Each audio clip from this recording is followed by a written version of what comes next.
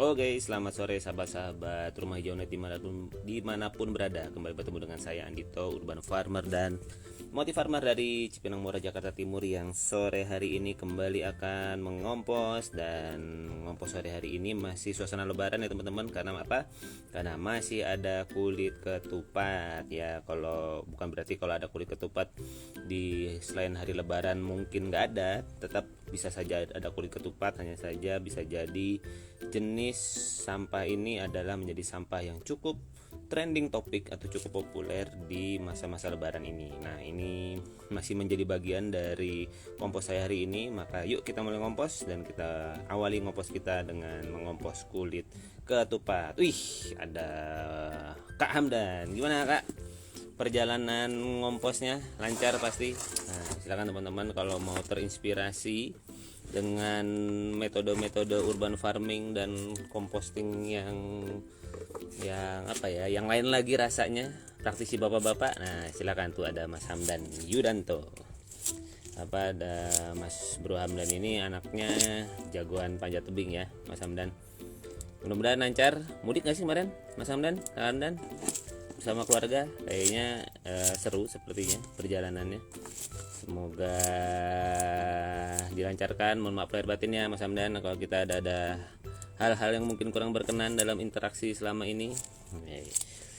Oke, Mas Hamdan ini juga praktisi budik damber. Nah, pokoknya asik deh kalau ngomong sama Kak Hamdan ini.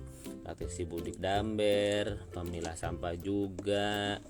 Terus kayaknya ada composting pakai ulat juga ya Kak ya. Ulat atau apa sih Kak? Cobalah diceritakan di kolom chatting biar teman-teman di ngobrol ngompos hari ini bisa terinspirasi, nggak cuma hanya dari postingan saya ya gini-gini aja kan. Pokoknya saya sih sebenarnya ngompos sambil ya, kali aja ada teman-teman yang mau tanya-tanya gitu ya seputar composting, monggo silakan. Sambil saya mencacah-cacah kulit-kulit ketupat ini, ya memang mencacah itu niscaya akan merepotkan ya, melelahkan. Namun kalau sampah tidak tercacah, kita nanti akan repot di belakang teman-teman.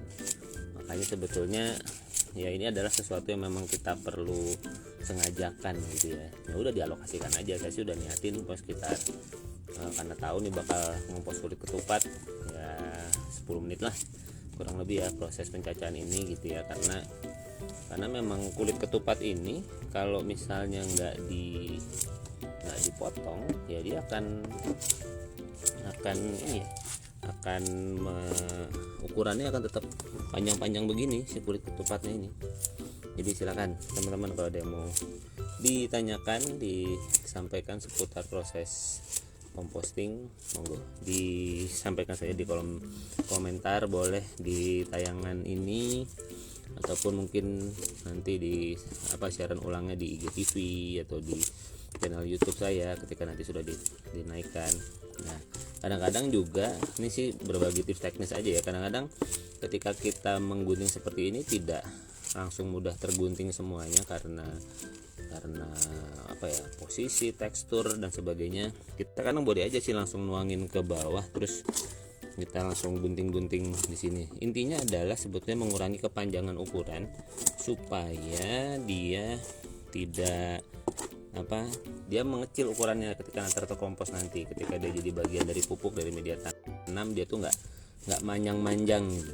Karena kulit ini akan tetap bertekstur mirip kulit berdasarkan pengalaman saya ya. Pokoknya daun pisang, kulit ketupat kayak begini itu bakal teksturnya kurang lebih bakalan mirip. Setidaknya mereka nggak manjang-manjang banget lah gitu ya. Kita bayangkan hasil akhirnya itu adalah kalau sampai mereka masuk ke dalam pot, nah kira-kira mereka bakal bertekstur seperti apa. Nah ini sudah lumayan nih, saya tinggal ya belah dua lagi aja lah yang ada di bawah. Wih, halo Kak Pambayun, Kak Gadis ya kalau nggak salah ya namanya ya. Semoga sehat Kak. Salam hormat untuk keluarga. Biasa ini sore-sore saya ngompos dulu, mengompos karena ini sudah berapa hari ya, kalau nggak salah hari ini kita kayaknya ada lebaran susulan gitu. Maksudnya gini, Jadi kemarin biasa kita memang ya mengalokasikan untuk masak gitu ya, masak ala lebaran. Hanya saja kami tahu bahwa kalau kami masak di hari pertama gitu atau hari kedua itu mungkin bisa jadi masih tidak akan langsung ternikmati semua, karena masih dalam perjalanan, masih bersilaturahmi ke rumah beberapa kerabat yang biasanya punya hidangan lebaran gitu ya. Jadinya kami nggak masak dulu, baru di hari ketiga apa hari keempat ya, kemudian kami baru nih, sedangkan ketupatnya udah dibuat sebelum hari lebaran gitu. Jadi tapi kemudian disimpan di kulkas ya, simpan di kulkas. Nah jadi baru kemudian ketupatnya dikukus, baru kemudian membuat hidangan lebarannya itu dan kita nikmati bersama-sama sekeluarga di malam hari. Itu baru sekitar 2 hari yang lalu. Nah jadi ini sebetulnya sampah ketupatnya ini sudah tersimpan hampir sekitar 2 hari. Ini kalau dipegang kulit ketupatnya sebetulnya agak-agak slimy gitu. Ini juga itu ya apa, ada katakanlah ada beras nempel ya, pasti teksturnya kurang lebih begitulah. Halo Kak Ayu, apa kabar? Selamat lebaran ya Kak, mohon maaf lahir batin. Posisi di mana ini Kak Ayu? Masih di Jogja atau sudah mulai merapat ke Jakarta lagi? Semoga sehat ya Kak, sekeluarga. Ya kita bisa dibilang pandemi ya wis nggak ketemu lagi ya Kak, nggak ketemu lagi, dan ya mudah-mudahan ada kesempatan buat nanti kita bersilaturahmi lagi setelah suasana pandemi lebih terkendali. Mari kita lihat situasinya ya setelah mudik luar biasa ya teman-teman. Gimana, mungkin ada yang mau cerita keseruan mudiknya, silahkan. Apakah lancar atau kemudian ikut menjadi bagian dari katakanlah kepadatan, walaupun sudah gimana caranya direkayasa oleh teman-teman yang mengatur lalu lintas, teman-teman kepolisian supaya mudik ini menjadi lebih lancar. Silakan, siapa tahu ada yang mau berbagi. Ya ini saya masih fase menyacah kulit ketupat. Ya saya udah prepare sih, kalau sampai nyacah kulit ketupat ini bakalan ya bisa jadi 3/4 video ini isinya nyacah kulit ketupat semua. Tapi ya nggak apa-apa, memang inilah bagian dari bukan resiko ya, konsekuensi ya, bagian ya. Jadi kalau kita memang bikin ketupat, punya sampah ketupat, ya kita olah gitu. Bisa nggak sih Mas langsung ditanam aja gitu di dalam jadi lubang organik? Sangat bisa ya, sangat bisa aja, biar kita mengurangi kerepotan, langsung ditanam sangat bisa. Walaupun ini apa ya, si kulit ketupat ini memang kuat ya, dia tuh teksturnya tuh keras dan kuat, sehingga andai kata terkubur pun ya dia akan tetap ukurannya kurang lebih panjang-panjang begini. Mungkin dia akan terurai dalam beberapa waktu ya, akhirnya terpecah-pecah juga. Tapi kalau tidak dicacah, kita nggak bantu mengurangi ukurannya, nanti hasil akhirnya bisa jadi nggak terlalu habis juga gitu, dia nggak akan terlalu cepat urai juga. Nah, tapi paling nggak nih, setidaknya si sampah ketupat ini dia andai kata terkompos, ukurannya dia masih lebih gitu, lebih bagus kalau sampai masuk ke dalam media tanam gitu. Baik teman-teman semua, silahkan kalau ada yang mau ditanyakan seputar proses composting. Kalau dari saya sih ya, yang namanya ngompos ya kurang lebih begini ya, selalu ya menjadi bagian dari rutinitas keseharian, dan ya harus dialokasikan waktu gitu ya. Nih saya lagi kalau dari sisi aroma, tekstur ini terasa agak menantang gitu ya, karena memang sudah tersimpan lebih dari 2 hari. Jadi kembali tipsnya teman-teman, dalam melakukan proses composting, semakin segar sampah yang Anda cacah itu akan semakin baik ya, semakin enak ngerjainnya. Dari sisi hasil pun juga semakin bagus gitu ya, karena dia terolah dengan segar, dengan cepat, dia bisa teratasi dengan cepat gitu. Silakan kalau ada yang mau ditanyakan, langsung saja disampaikan di kolom komentar, boleh di video ini, di saat live ini, atau mungkin saat atau teman-teman ketika melihatnya di tayangan ulangnya di IGTV, silakan. Oke, sudah mulai memasuki akhir, menjelang akhir dari pemotongan sisa-sisa ketupat kita. Oke, ini ada slimy-nya. Ya ini ya sisa ya ini loh teman-teman, apa ya, ketika kita tidak menyengajakan memilah bahan organik kita, terus dia tercampur sama bahan organik ya yang slimy gini kan menjijikan ya, ketika kemudian tercampur sama kertas, tercampur sama plastik, kardus dan sebagainya gitu, akhirnya jadi sampah, jadi bau beneran, nggak bisa dicuci ya kan. Misalnya ada slime yang kayak tadi, terus kemudian dia nempel di kertas gitu, di kardus, gimana cara nyucinya gitu. Di plastik aja masih kemungkinan kita bisa cuci, tapi ketika dia ketempel di material semi organik seperti kardus, kertas seperti itu, ya itu malah jadi nempel, jadi bau dia, kertasnya nggak bisa diolah, si sampah organiknya nggak bisa diolah juga. Oke, kita masuk ke material organik yang lainnya. Ada kulit telur dan teman-teman, ini istri saya sudah mencacah kulit labu gitu ya, labu-labu yang panjang itu. Oke, halo Kak Ari, KG, apa kabar? Mohon maaf lahir batin Kak, selamat datang di siaran ngompos. Wah, ini ada sisa bihun. Oke, masuk menjadi bagian dari kompos. Nah, biasa teman-teman kalau ada sisa bihun kemana masuknya? Langsung masuk tempat sampah ya teman-teman ya, tempat sampah yang kecampur sama sasetan dan sebagainya. Ya, kenapa saya tahu? Dulu saya begitu soalnya ya. Jadi ini ada serai-serai yang panjang-panjang, jadi mungkin ini kayaknya bekas masak gulai gitu ya, masak gulai, kasih serai-serai yang ukurannya panjang, cemplung-cemplungin.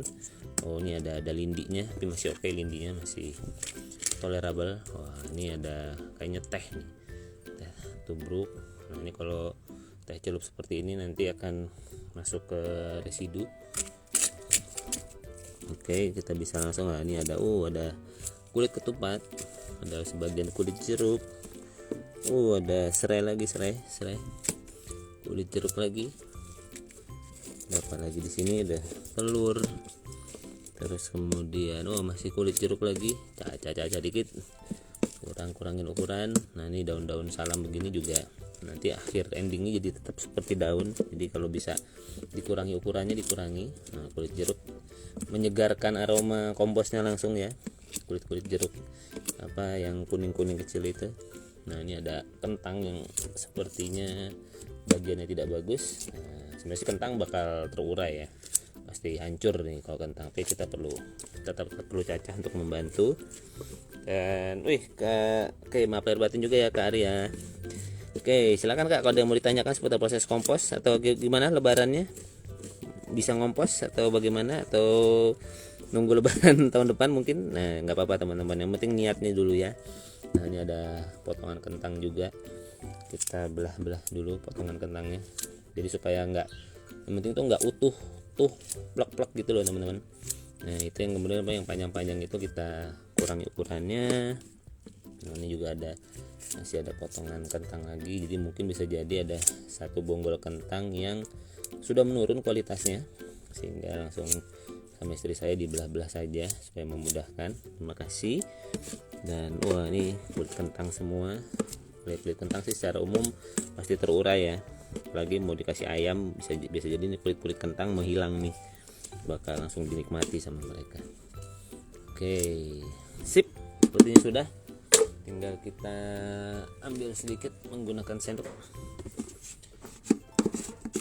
Oke, nah, kita bersihkan sisanya. Nah, kan kalau kita pakai wadah yang bisa dicuci gini kan ya pasti lengket lah, pasti basah, tetapi bisa kita cuci teman-teman. Tangan kita yang katakanlah kena slime lindi ini aja masih bisa kita cuci.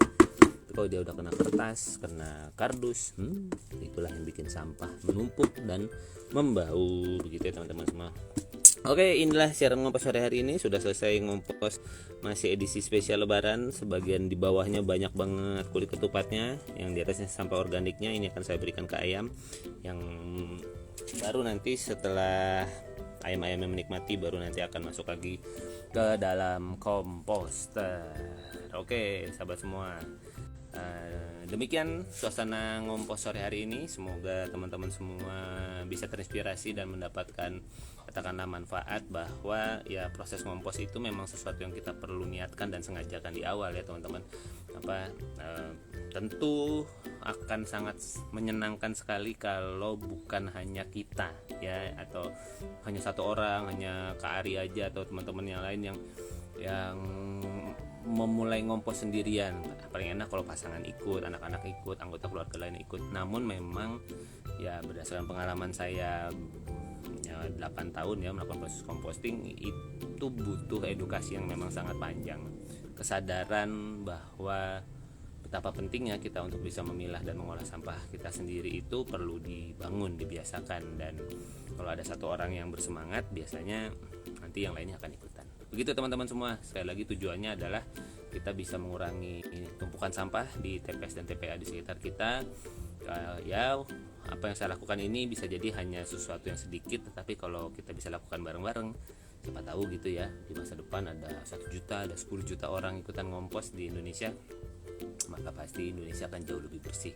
Dan ya akhirnya bahan baku itu sebetulnya ada di bahan sisa gitu ya, bahan sisa kertas, sisa kardus, sisa organik, semua itu sebenarnya adalah bahan baku dengan catatan terpilah di awalnya. Jadi kita mulai dari yang organik dulu, dari yang sederhana, siapa tahu itu bisa menjadi sebuah langkah yang